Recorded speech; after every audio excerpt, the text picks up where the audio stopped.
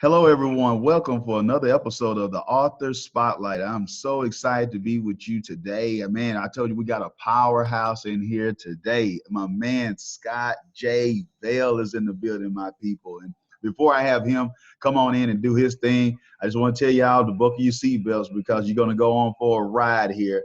But Scott J. Vail is non-traditional in every way, and he moved closer towards realizing his full potential the moment he acknowledged and embraced that unable to attend college after high school due to a lack of finances and poor grades. Scott entered the United States Navy, where he proudly served our country for over 6 years before being honorably discharged. Scott then attended a 2-year community college where he made the honor roll for the first time in his life.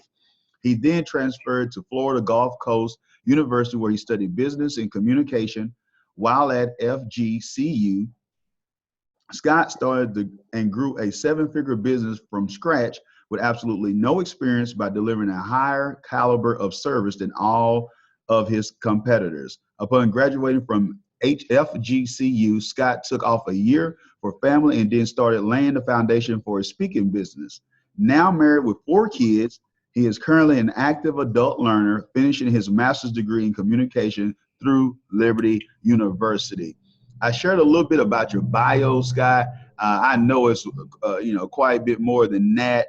Could you fill in the gaps for our audience on the Author Spotlight that I might have left out that you think that they should know about? The gaps, are just like I said. The story is easy to see. It's I guess for me reading between the lines, because for me, I was never an academic, right? That didn't come easy for me. That's an area that I struggled in, and for me, it's just simply my story is about showing people that it doesn't, it doesn't matter where you start, it's where you finish. And there's never too late, right? My book title, Never Too Late to Graduate. It's never too late to do a lot of things in your life. And too many people, they let something has passed them by to get to a point. And so for me, it's just been, I've gone the route I had to go because of making provisions, right? I didn't have grades, didn't have money. I went to the Navy to make a way. So everything I've done along the way is find a way to get it done, period, in every area. Ooh, find a way to get it done. Team, no excuses. I love that. And speaking of your book that you have coming out, Scott, could you please just share with the audience with your diverse background, from being in the military to doing 6-figure business to being a husband to being a father, more importantly, being a believer. Could you share why this book as your first book? Why this book, your current book? Could you share that with our audience? The lane that I'm in, serving the non-traditional student, we helped find this. And once I got into it, I just realized that, I've been a non-traditional student because of going into the military first. So from day one, I didn't even know what the term meant when they referred to me that in college. And then I realized that, it wasn't a bad thing. It was just how they divided it up. Here's a student that's already started life. Maybe they're married, maybe they got a family and started going there. So I just realized along the line that, I've gone back to school. So I went to school with no children. I went to school when I was married. I went to school with 1 kid, and then I started graduate school in between babies 3 and 4. So like my point is that there's just never, there's never a good time. It's never the right time or comfortable. We're going to be everything all lined up, because if we wait for that and we hesitate, we're never going to go. And so for me, it was about seeing a lot of this. And when I started studying this out, that, just in Florida where I'm at, there's 1.6 million people that have college credits but no degree. And what does that mean? They started for one reason or another, and something along, whether it's finance or illness or personal reasons, somebody stopped. They never reached the finish line. And to me, I'm just intrigued by that, because I know what I've been through, and what made it look like on the outside to some people like, oh, it's easy. But I struggle just like anybody else to find my balance in a given day. But I love what I do, and I know what the degree means. So finding the purpose in that degree and what I call seeing beyond the degree, I wanted to empower other non-traditionals, because I don't want people to say I can't, or I could have done it before. It's too late. It's, man, your time is now. We've been created for such time as this. And I keep telling people that it's not too late. And so my thing is just to inspire others that are in the same position, that have gotten later in life and maybe not gone back, that they can do it. And because it makes a difference for them. If it can make a difference in their legacy, I want to see them go back and be successful. I totally agree. I totally agree with that. And I want to share that with those who are listening in and those who are part of the audience who's thinking to themselves, this is why we go behind the scenes. This is what the Author Spotlight is all about. This is about us reaching out to people just like Scott J. Vail, who are planet shakers, who are setting trends, who are trailblazers, who are defying the odds, so to speak, and showing you that you don't have to be ordinary, you can be extraordinary. Now, what he didn't say is he didn't just take a magical pill. It didn't just float like a feather down to him, and he just got it easy. He just didn't wake up with an IQ of of Einstein. He didn't have all those things. So for all those people who think, oh, he just came earlier, I mean, I didn't read into that. I know a little bit about Scott, but he might have could tell me something off air or be able to clear it up right now. But he didn't have a Rockefeller trust fund that showed up to him one day, and he just had it magically happen to him. You're seeing a person who had grit, who had wit as well. And what I mean by wit is whatever it takes, legal and the right way, ethically, by all means. But he didn't let what he didn't have become a barrier and hinder him from his destiny, his success, and operating with an understanding that, you know what, I have a purpose here. And also I got to make sure that I pave the way, not for just me and my family, but for so many others. So what you're seeing with Scott J. Vail is a person who is selfless, because he could have, I mean, I want y'all to read between the lines, like he brought up earlier with the bio. Why in the world would Scott J. Vail, having a seven-figure company, why in the world would he torture himself by going back? I got to make sure we get this in layman terms. That's why we go behind the scenes with best-selling authors and those who making a difference. Why in the world would he go torture himself in a market that he's really created?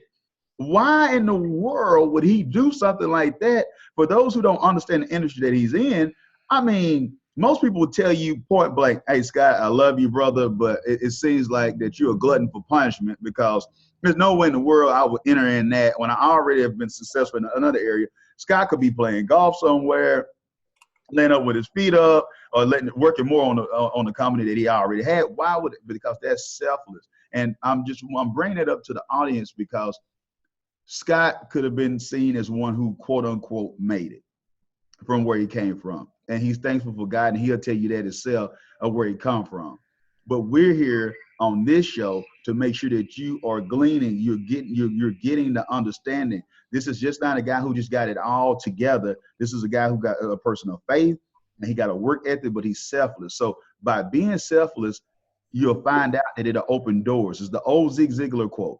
If you help enough people get what they want, you'll get everything that you want. And that's what Scott is doing. And speaking of that, Scott, could you just share with our audience what made you believe that you could, that you could do a book or get the book out or get a book done when so many have failed at the task? For me, it was, to be honest with you, again, because I lined writing a book up, to me, in my mind, writing it up with being, successful in academia, right? Like I was good at writing papers and stuff, and I was good at those, but I didn't have the grades. So in my mind, it was like, well, writing a book's not for me. It's just, that's for the smart people. That's for the people, again. But as you've talked to us, Darren, and talk about, it's about getting your story out, right? And you're doing a disservice to the people around you that can glean from your story. And like you said, no, I mean, I didn't, wasn't raised in a wealthy household. My father died when I was 9. My mother married a man who was a butcher in a supermarket. So he worked hourly, and I didn't know, all he taught me was how to work hard hourly. And I didn't have that. When he passed away, he had no life insurance. I had to bury my father on a credit card. So, I mean, that's a crazy, like, to go where I was and then, get to this point and still realize that, I had a story to tell, like, where we came from and what we did. And then realized that my wife, I'll be honest, gave me a little bit of inspiration when sometimes it takes somebody to believe in us. And let me tell you, if your wife, you've got a good partner behind you, man, that's a whole nother story. And so for her, she breathed life into it, because when I didn't believe in myself, she laid the foundation for the business that you said we created, a successful business, but it wasn't something I was passionate about. It wasn't something I felt I was called to do. It was a business. It was making money to take care of the house. And so when she said, you've grown that, and look what you've done and accomplished in something you don't even like getting up and doing from day to day, how much of a difference could you make if you're doing something that you love? And that, for me, spoke life into me and got me to go. Man, I mean, it's so much in that, so much value added in that. And I want to just take out, extract out what Scott just brought up with to us is the importance of the, who's in your environment, who's close to you, who are you listening to, who's around you. And another thing is, Scott shared about the great thing about his wife. I met his wife. She's a wonderful woman. He's not lying at all. Proverbs 31 all the way. And but the thing is, Scott, even though she was right, even though it was poured into her to share that with Scott, I want to talk to those out there who can't listen to anybody. Scott could have been hard-headed. Sometimes us guys, we could get stubborn and acting like a mule and, and don't want to listen to, get thick-headed and don't want to pay attention, listen. Oh, no, I don't want to hear it. But you could have something that's truly a blessing, not only for you, but for so many others that could be hidden away in a conversation or a whisper from your wife or your significant other or a business partner of someone who's in a mastermind with you, whoever that may be. But if you're too thick-headed or if you're too stubborn or you're letting pride get in the way, what you'll do is hinder yourself from making a real impact and getting the results that you should have. Some of you who are listening right now could be a lot further down the road, but because you're unwilling to unshackle yourself from pride and understand that someone else's information or what they see in you could be the key and the gateway to open up doors for you that you never would have expected or you couldn't even fathom. So I just want to make sure what Scott shared with us that we're really looking at it and taking an abstract point of view and looking at how does that apply for us? Could it be our health? Scott, is great as hell. I've been getting it in, Scott, man. You encouraged me, man. I'm sticking with getting in my 30 minutes of cardio every day, man, getting some push-ups, working my way on into it. And are you starting where you are? Not saying I could just, run out there and do the Boston Marathon a day, but I'm a lot further than doing nothing. You know what I'm saying? So do you have those people like Scott that I'm privileged to have the opportunity? If I need something, I can call Scott or see the life that he's living. Do you have people like his wife was for him that are able to encourage him to move forward and do something great? And Scott, when I'm sharing that with the audience, but could you share with them, because I know they're thinking to themselves, did he just say this guy did a 7-figure business, he's married, he has 4 kids, and he took on a new business opportunity. He's writing books. How in the world could you share any hacks, anything that our audience could take with them, Scott, on your writing? How do you do it? Do you ever sleep? Do you get up early in the morning? What is the secret, Scott? Do I ever sleep? I don't sleep a lot. Like I've gotten by on my just modified my schedule, right? But I've modified my schedule to what works for me because, again, it's got to be something we do consistently, and we've got to be able to be disciplined at it. And so for me, that's the thing, because anybody can get up early a week at a time, a few days. Anybody can tell their wife they love them once or twice. It's consistency that nets the results we're looking for. And so for me, it was just getting a schedule, being realistic. Like in my house now here, you say I have 4 kids. That tells part of the story, Darren. That tells part of the story. The true story is I got 4 kids, 6 years old, 4 years old, 18 months, and 2 months old, 8 weeks, right? So I got them little. I got 2 in diapers right now. So there's the trick. So let me tell you, there's no quiet time. That's not even a term we use in my house. It's not quiet. So I understand in order to do that, I have to adapt to the situation, right? What's presented me. I'm here. I love my life. I wake up every morning. I'm blessed beyond measure. But I understand that in order to get that in, I had to create space in the morning and then in my office. So I'll get up early in the morning to have my study time, my prayer time. And then in part of my routine would be writing early in the morning. And like you said, starting where you're at, I didn't believe even after my wife, she encouraged me to write the book. And I believed, yes, I could do it, but I needed a small win. And here's what it was for me. I didn't even know it. I had ideas that didn't line up with the book. They were in this lane, but they weren't for the book. So I said, you know what? I'm going to write a small ebook. And so I wrote a very small, but again, to me, once that was done, I was like, I got it. I've done it now. And that to me was a win. That was a victory to me. And then I went to work on this. And this, after I did the ebook, it gave me a little boost of confidence and I was able to get it out. But outside of that, my one hack, and I say communication.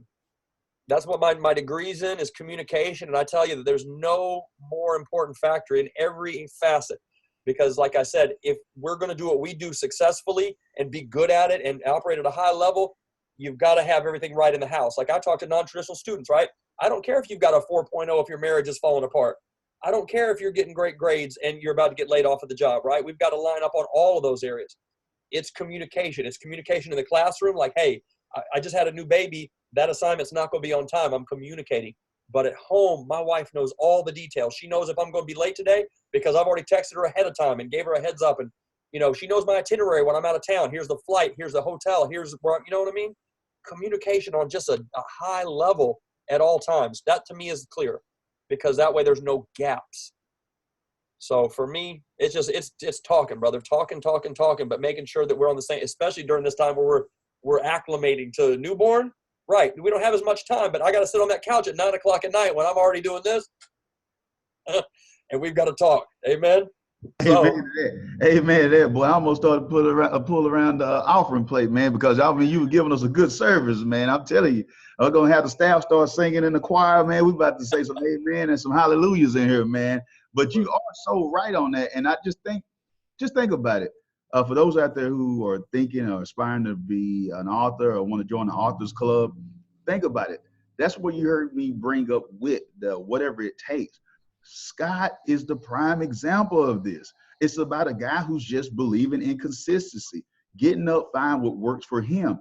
For each and every one of you out there, find what works for you. It might not be in the morning for you. It might be at night for you. It might be during lunch. You know, you got a break for lunch at your job or whatnot. Whatever that thing is for you, make sure you do what's best for you. I found several people who not really good with typing up anything or writing in a journal. So they might want to verbalize or put it on an app and record it and then get help with it. So find the angles and find it, make you, like you said, communicate even with yourself.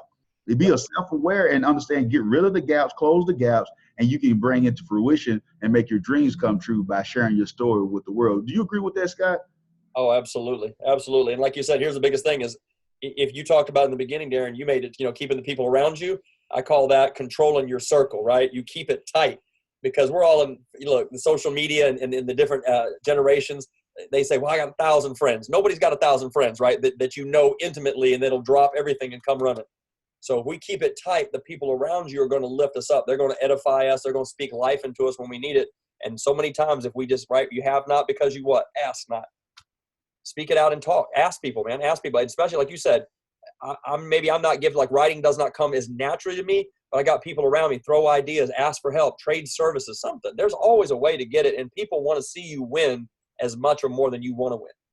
Exactly. And you know what? Something else that you're bringing up, and I have to bring this out, is that Scott doesn't take it for granted, even though he's gifted and he has transferable skill sets that he's able to bring from one industry or one area to another. The thing that I know just personally with Scott is that he's a person, yes, he's of action, yes, consistency, but he's also willing to learn from others, like I brought with his wife. He didn't go into this market or to this lane without seeking help and guidance from others.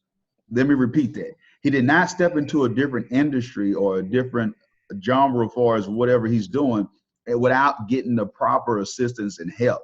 He's a student. And I want those who are listening, whether you're non-traditional or traditional, to understand that we all are students in life. If you're not, then you're missing the whole point of what life is all about. And so learn that from Scott as well. Mr. Vail is not just a person. He's not like the Beyonce song. He just woke up like this. The reason why he's able to do some of the things that he's doing is because of wise counsel. Wise counsel and being willing to invest in himself is why you see in the ROI and how he's able to invest in other. He believes in human capital, and also, of course, you need capital to run businesses and do ministry and be a philanthropist and all that right there as well.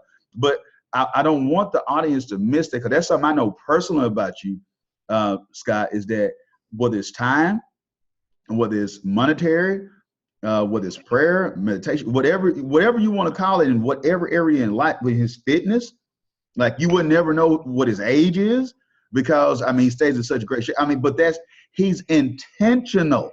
He didn't just wake up like this, and that's what I just want to say. This guy has a sick work ethic in a good way, but he's truly represent and embodies what it means for it to be consistent and to continue to invest, and he's willing to humble himself and listen to other people. He could have an attitude. I know people who don't even have nowhere close to success that Scott has had, and you can't tell them anything. You can't share one iota with them, or they'll rip your head off. And he's always an open book, willing to listen. Scott, if you could, I know this is a little bit deeper. I didn't even have this in the notes. I'm just going to be honest with you. Could you share what allows for you to do that? What gives you that mindset to be so open with the success that you have had to listen to other people? Failure, humility from failure, brother. It is. And here's the funny thing. Like, so you say my age. And so I got married later in life. I started a family later in life. So by most people's, it's non-traditional, right? But it looks backwards. It looks backwards from most people's view. From mine, where I'm sitting, it's right on time. It's perfect. But I realized that outside of that, look, okay, so I'm an older man and I've got children. Guess what? I've got friends that are younger than me that are a different generation, but they've raised children. I'm no fool. Like, if I see they've got well-adjusted kids and they still have a successful marriage and things are operating, I want to find out why. And it is, to me, and here's where we got to get this, is just human beings. There is no economic, racial, gender gaps or barriers that should prevent us from helping one another as far as information, because, a successful business is a successful business no matter who's running it. A successful marriage is a successful marriage, and try to look for that. And to me, just look across those areas and find out not where does somebody look exactly like I do, doing the things I want to do or sound like me, but find people that you can believe in, and it'll speak life into you, because people will give you the truth. And sometimes it's not what we want to hear. But we can take it and we can either apply it. Like we said, we can create, work on our excuses, or we can work on us. And I'd rather work on us and, move forward. And it's a trick, but for me, it's like, listen to people about business. I failed in my business. We went to a certain part and we almost went bankrupt before we had to restart. And so, the success, everybody, we all see that. People see you after you've written, how many books you on now, Darren? 4? 6. 6, 4. See, that's what I'm saying. You're embarrassing me over here, right? No. Pulling them out of your pockets, hey, when a brother has got more books than I got fingers on a hand, that's just right. Hey, brother, hey, we can all be overachievers, but no, pray. Hey, that's a gift. That's a gift and a talent in that area, right? But just being able to look across and say, you know what, everybody sees the 6 books, right? But you weren't always there. You weren't, before that you were at 5 and 4, and before that you hadn't written a single book. Nobody knew who you were until you stepped out and created your lane. But people only remember the success.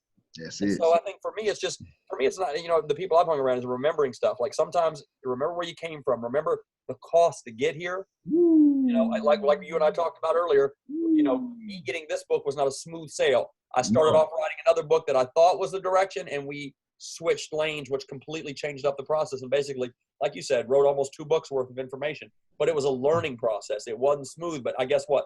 Next time is going to be a lot smoother. That's it. That's learning how to do it, embrace it. I guess it's not being scared of the failures. It's not if you're going to fail, it's when and how big, and it's part of the process. Wow, man! I'm telling you, this is an awesome episode. I'm telling you, if you apply what Mr. Vail has shared on this episode, I'm telling you, you will see a change in your life. Did you hear what I said? Your life. I didn't just keep it with a book. I didn't just keep it with business. I'm talking about your entire life. These value bombs that he's dropping, if anybody will apply these, and me included, and I don't know about y'all, but I'm over here taking notes. When Scott taught, I'm over here got notes. I've got the 1.6 million, started school, but didn't get no degree. I got consistency on there. Creating space in the morning, work on excuses or work on us.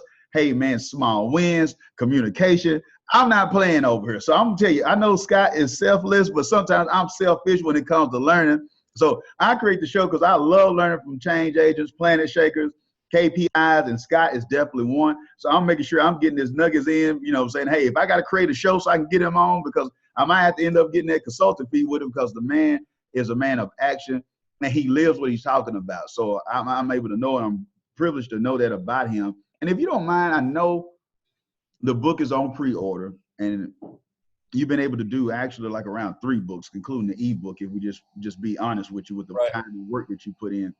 But what has been the response, if you could share, as far as those who've seen you put the book out, who might have knew you back when, or even your wife knowing that you took heed and listened to her wise counsel, and just so many ways, or even speaking opportunities which you've been able to utilize that. Could you share with our audience some of the experiences you've had since by putting the book out?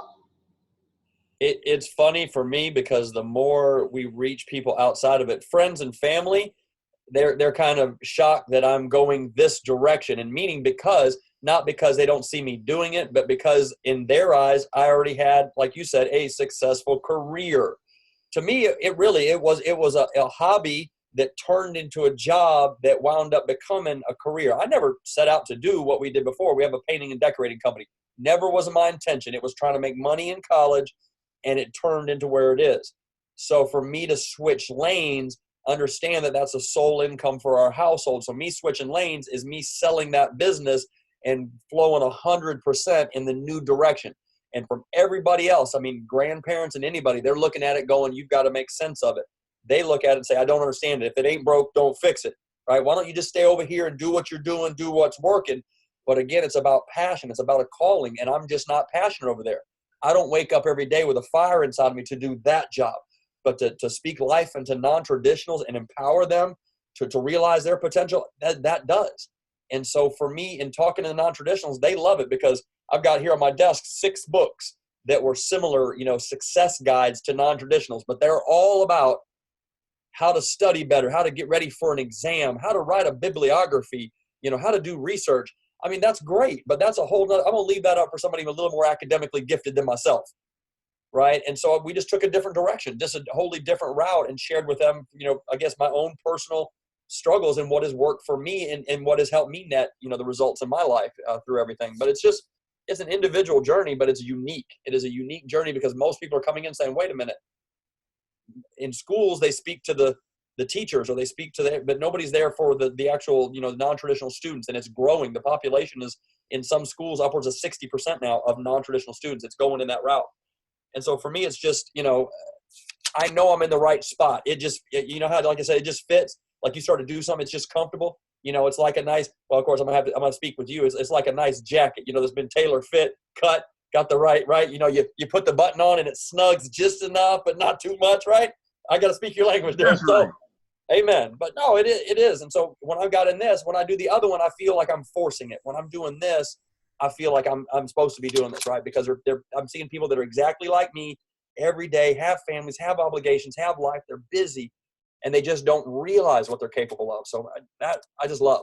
I enjoy that. That's awesome. And sometimes you got to make sure that you listen to what Mr. Vail has shared. You got to go against the grain. And if you're doing something that everybody doesn't understand, it's one thing to take heed and to get wise counsel. But then you have to be the CEO. You have to make the executive call of knowing, okay, what is God speaking to me in this season? What is something that I might need to do? I'm gonna throw a little scripture over there. You got to have the understanding of how God did with Abraham. Everybody probably thought he was crazy leaving the land of Chaldeans, going to Canaan. But the promise was in Canaan. And for all of us, we benefited from it. So you have to realize, understanding what would be your you have to understand what would be your understanding for what would be your Canaan, what would be your promised land, your manifest destiny, what would be that trek for you. Scott has chosen his, the non-traditional route. What would that be for you? It could be just getting that book out. I like to share this all the time, like what Scott is doing. Think about the income. Think about the lives and the trajectory of families for years to come. If he can just encourage one person to finish and not be in that 1.6 million who don't have a degree. Think about what that's going to do for them economically. Just think about what that's going to allow for them as far as going to schools they go to and the whole nine, the thought process of how they view their parents or whatnot or their guardian. Just think about if he touched one life, look at the generational blessing that would be just with one life that he touches. And we know that he's going to be used for more than that. So when you put an understanding on how valuable it is for you to operate in what you were called to do, even though it might not be understood by everyone, the dream has been given to you. The vision has been given to you because it's for you. So make sure you take heed to that, and Scott, could you share with that person out there with a non-traditional, people are saying, you know what, I haven't did a 7-figure business. You know what, Scott seems like he got all. I hear Darren saying this about Scott, that he's a regular guy, but I'm not seeing it. This guy got to be Clark Kent right now. He's going to turn into Superman in a minute when he go into the phone booth. If some of these millennials even remember and know what a phone booth is. But at the same time, could you share with that person who's thinking about sharing their story, Scott, or going out on something, doing something great, but they don't believe that they're important enough. They're not Warren Buffett. They're not Oprah Winfrey.